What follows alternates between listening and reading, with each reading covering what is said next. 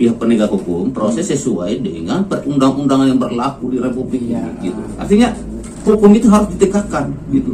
Ya, kalau memang bisa dimediasi, ya dimediasi. Kalau memang ranahnya kok hukum, silakan sesuai dengan ranah hukum gitu. Nah, itu. Artinya sebagai efek jerah juga untuk oknum-oknum yang lain. Betul. Jangan ada oknum-oknum yang lain lagi. Betul. Contoh salah satu oknum kepala dinas perikanan. Kepala dinas perikanan. Iya, itu di wilayah Maluku di Kabupaten Kepulauan Tanimbar. Itu sempat juga mengatakan kata dungu loh. Kata dungu. Iya, Hanya kata dungu doang. Itu konon katanya pernah dinonjokkan ya. Ya, dari kejadian itu. Ya, langsung kejadian itu tidak berapa lama kemudian ini langsung nonjok dari jabatannya. Ya, langsung dari jabatannya. Artinya itu sehingga apa? Sehingga tidak ada lagi oknum kadis-kadis yang lain gitu.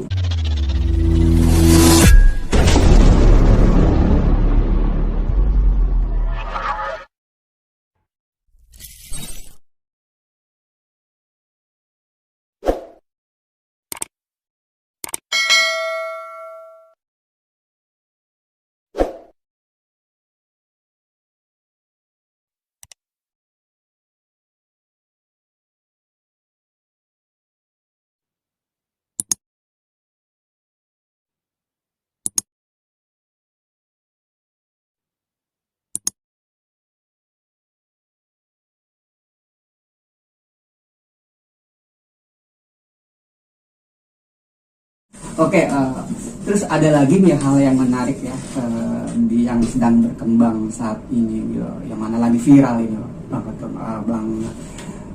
Ketua DPD, yaitu di mana seorang oknum ASN ya, oknum pejabat gitu, dari statusnya aja sudah kita kadang kalau orang awam tuh menilainya sesuatu yang wah gitu, tapi kalau buat saya sih enggak sih, biasa aja. Iya. Jadi ini oknum ASN ini ya, oknum ASN yang diindikasi adalah seorang pejabat inspektorat ya, itu ribut ngamuk-ngamuk di sebuah kedai tukang bubur gitu ya. Ngamuk-ngamuk di situ, akhirnya ditegur oleh seorang ustadz. Iya. Dan memang kebetulan sebelumnya pernah saya undang juga gitu, saya undang juga wawancara di podcast ini gitu ya. Jadi itu kan hal yang sangat-sangat bagi kita semua ya, bagi masyarakat itu sangat suatu hal yang memprihatinkan, di mana figur seorang pejabat idealnya memberikan contoh yang baik gitu pada masyarakat. Tapi ya seperti yang kita ketahui di publik yang terjadi seperti itu. Memang banyak persepsi yang berbeda ya, menyikapinya gitu. Nah, bagi Plin sendiri, bagaimana menyikapi hal tersebut? Siapa nih? Boleh Bang Ketum ataupun Bang Berlian. Ya, jadi menurut saya sih secara saya belum mempelajari secara detail ya kan. Cuman saya pernah baca juga beritanya. Jadi muatannya sih menurut saya hanya misunderstanding, kesalahpahaman. Kesalahpahaman.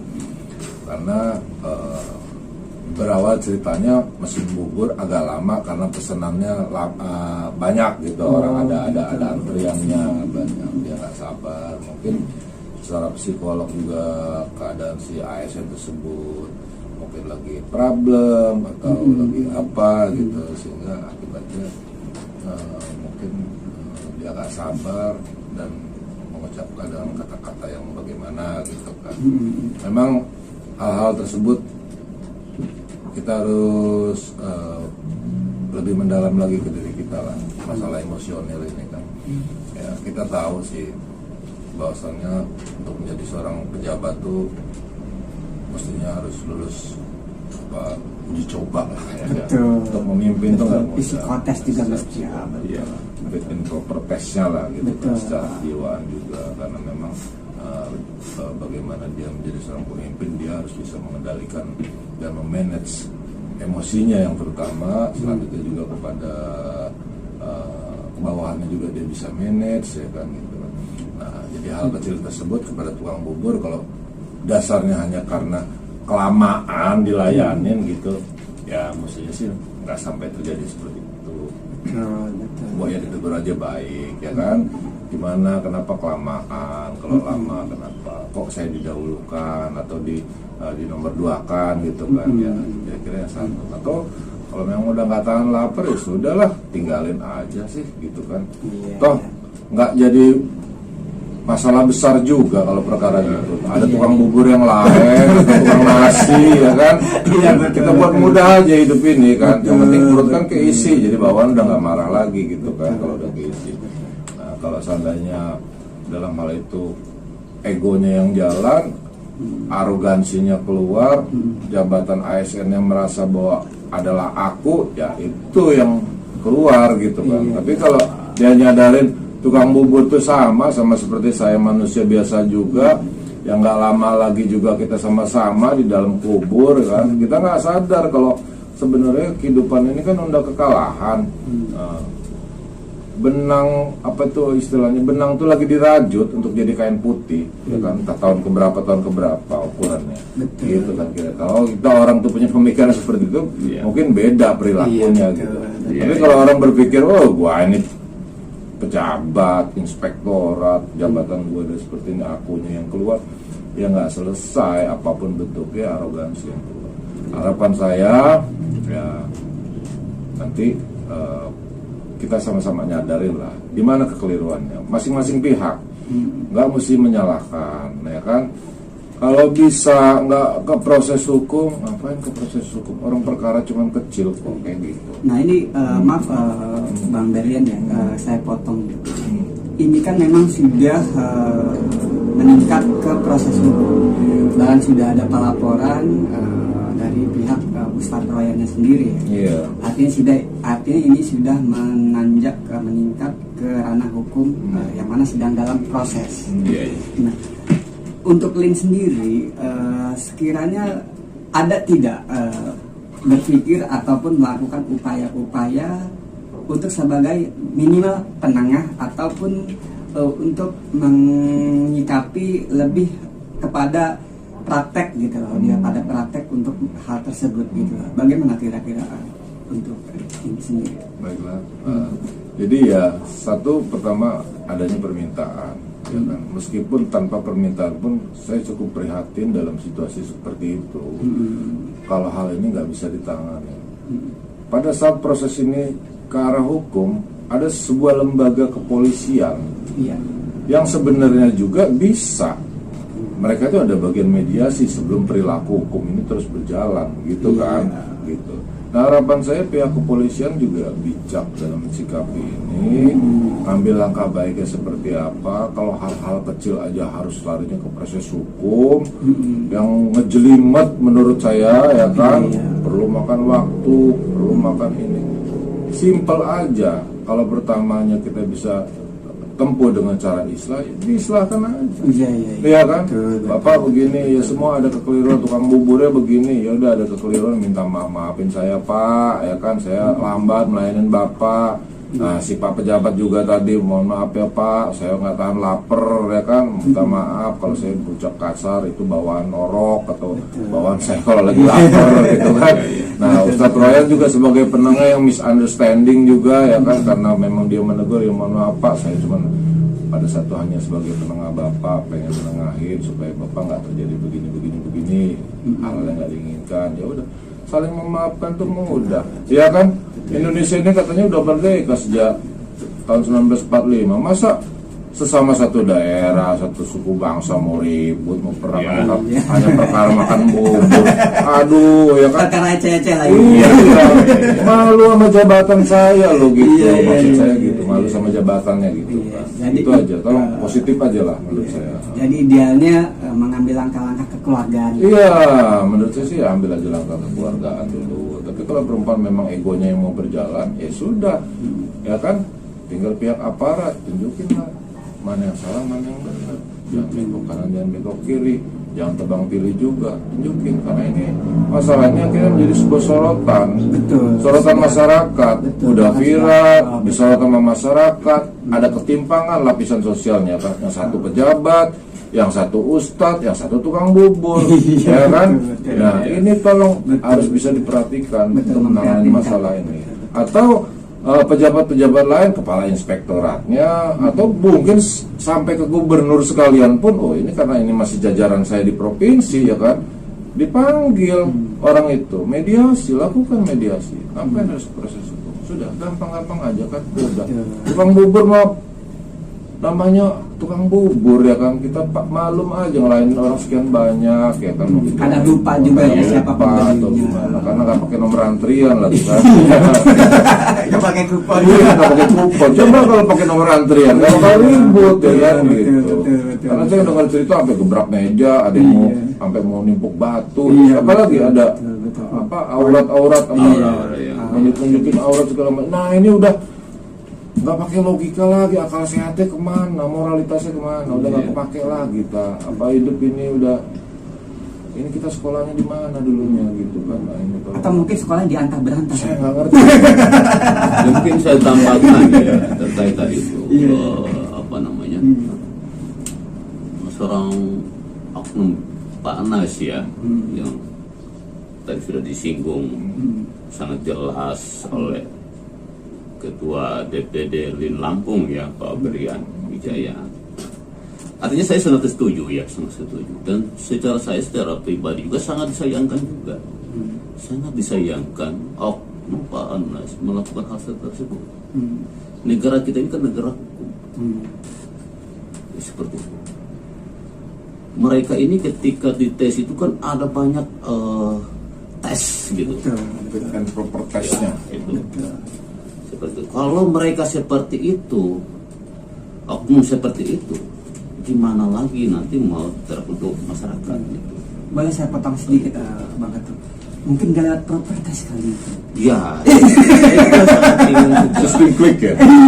Lewat bawah meja mungkin. juga ya. Artinya gini ya. Karena sekarang ini kan reformasi, undang-undang IT itu kan sudah berlaku. Iya. Gitu. Artinya dengan undang-undang IT ini tidak semena-mena oknum tersebut melakukan hal seperti itu. Karena ketika dilakukan itu kan sangat viral itu. Iya betul. Ya, Iya. itu di medsos. Undang-undang IT kan berlaku, udah berlaku. Iya. Gitu. Dan Kecuali judulnya kan- undang-undang IT tidak berlaku. Ah, itu. Dan viralnya judulnya yang enak. Ya. Pejabat versus tukang bubur. Gitu. Artinya sangat disayangkan gitu. Jadi kalau memang Tension. Iya betul. sudah diarah ke pihak penegak hukum, saya rasa bahwa silakan aja pihak penegak hukum proses sesuai dengan perundang-undangan yang berlaku di Republik Iya. ini. Gitu. Artinya hukum itu harus ditegakkan gitu. Ya, kalau memang bisa dimediasi, ya dimediasi. Kalau memang ranahnya ke hukum, silakan sesuai dengan ranah hukum gitu. Iya. Nah, itu.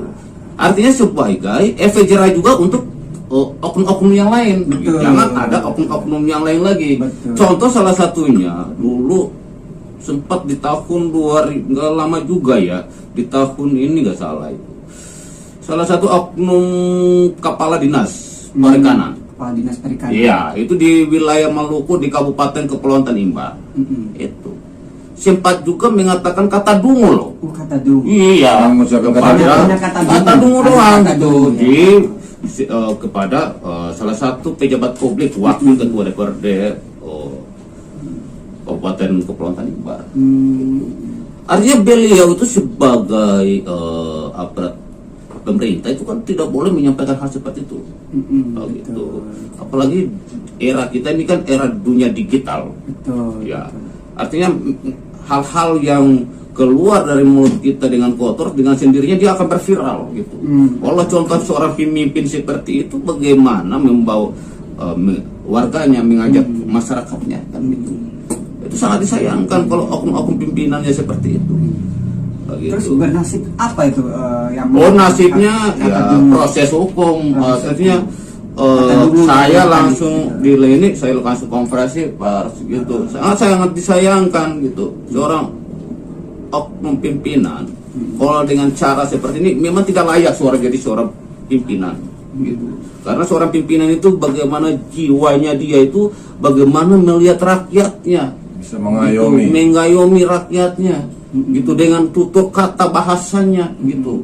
Apalagi di era reformasi, apalagi dunia digital seperti itu. Ini ya itu harapan saya sangat disayangkan kalau oknum pimpinan seperti itu. Saya si pribadi ya sebagai ketua umum lembaga investigasi negara, saya sudah sampaikan buat teman-teman saya bahwa saya selaku ketua umum bukan seenaknya saya mengambil keputusan atau apa. Saya siap dikritisi kalau saya salah, saya siap disolimi, saya siap, karena seorang pemimpin itu adalah sampah, siap melihat masukan dari anggota-anggota itu. Artinya kalau mau kita lembaga seperti itu, apalagi mereka lembaga pemerintah yang sudah digaji oleh APBN, kami aja tidak digaji oleh APBN, tapi kami bisa menjaga marwah dan hierarki organisasi lembaga. Mereka seharusnya harus menjaga gitu marwah institusinya gitu. Seperti itu. Dan ini Bang Ketun ya, tadi ya mengutip kisah tadi tuh ya, pejabat kadis ya, kadis KKP itu saya sempat dengar juga, itu konon katanya pernah dinonjolkan ya dari kejadian itu. Ya langsung kejadian itu tidak berapa lama kemudian ini langsung nonjok dari jabatannya.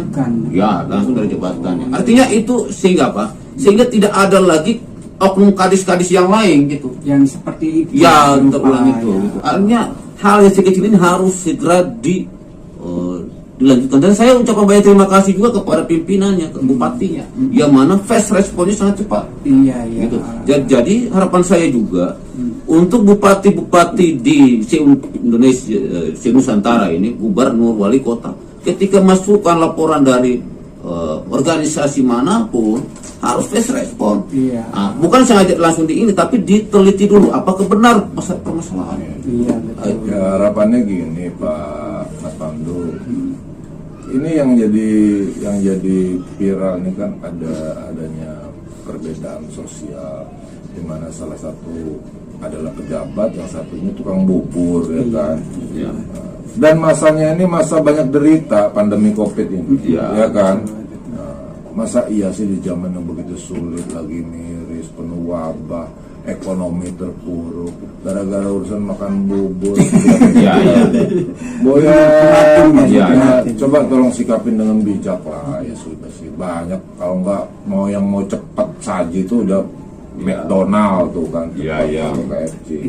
Nah harapan saya kalau seandainya nanti kita coba kawal ini masalahnya. Kalau seandainya nanti ini masih belum islah juga, ya kita akan koordinasi sama pihak Kapolres, ya kan, gimana kelanjutannya. Kalau memang jalan baiknya nggak bisa ditempuh, ya kita kawal terus. Mana tegangin aja lah hukum seadil-adilnya. Jangan sampai masyarakat memandang ini jadi sebuah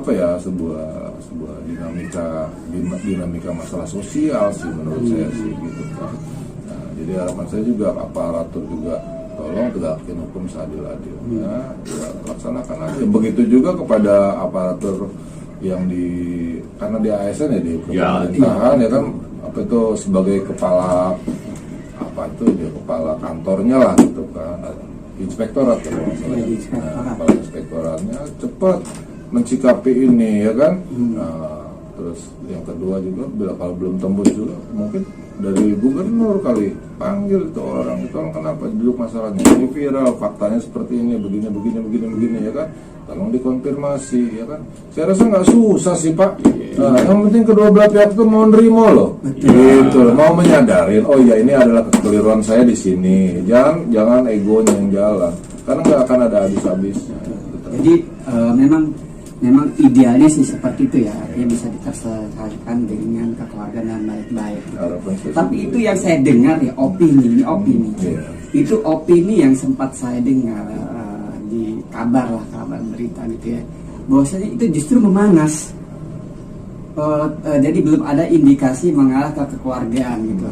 Bahkan itu saya sempat mendengar kabar-kabar ya, opininya itu semakin memanas antara Ustadz Royan ini dengan oknum ASN tersebut gitu. Makanya saya berpikir ya, kadang saya tergelitik pikiran seperti ini, waduh jangan-jangan ini si ASN harus dimarahin istrinya pagi-pagi. Kami siap untuk membantu pemerintah untuk bantuan-bantuan sosial siap menyalurkan. Kami siap diaudit, kami siap dikawal gitu. Betul. Gitu. Artinya itu harapan kami gitu. Karena ini masalah ini kan sangat ruwet gitu yang saat ini kita dapat dari masyarakat gitu. Harapan saya ke depan juga pemerintah provinsi kalau bisa juga mengundang teman-teman dari lembaga investigasi radio pimpin daerah Provinsi Lampung sehingga duduk bersama untuk melihat kondisi masyarakat yang saat ini punya keluhan buat teman-teman LIN seperti itu, sehingga ada sentuhan kasih masyarakat yang lagi menunggu nih sentuhan kasih dari pemerintah provinsi gitu. Betul. Jadi sahabat Peter Penjunior ya, jadi sebagaimana kita amati ya dari perbincangan ini bahwasanya bisa kita ambil beberapa petikan ya, bahwasanya LIN ini adalah salah satu lembaga yang memang concern memberikan kontrol baik itu masyarakat maupun ke pemerintahan, juga memberikan pendampingan kepada masyarakat juga kepada pemerintah dalam mengatasi berbagai hal yang salah satunya mulai dari kehidupan sosial ya, mulai dari pandemi, mulai dari polemik yang sebagaimana terjadi antara Ustadz Royan dengan ASN tersebut dan juga tukang bubur tersebut gitu. Jadi artinya banyak hal yang memang dilakukan oleh LIN yang salah satunya berkaitan dengan perihal antara Ustadz Royan dan oknum tersebut. Itu ada korelasinya juga yang terjadi di Kabupaten Tambinar ya, Kepulauan Tanimbar, yang mana saat itu langkah LIN saat itu mungkin karena memang kondisinya berbeda sehingga saat itu bupati tersebut akhirnya menonjolkan si oknum kadis tersebut guys. Artinya di situ ada peran serta LIN gitu. Ada peran serta LIN sehingga akhirnya kadis ataupun pejabat yang melakukan tindakan sikap dan tindakan yang kurang terpuji akhirnya dinonjolkan. Artinya di sini guys, LIN tersebut melakukan suatu tindakan nyata, bukan hanya wacana atau terlebih kamuflase ya. Sebagaimana kita ketahui bahwasanya banyak lembaga-lembaga ataupun ormas-ormas yang hanya berwacana, tapi pada akhirnya hanya kamuflase.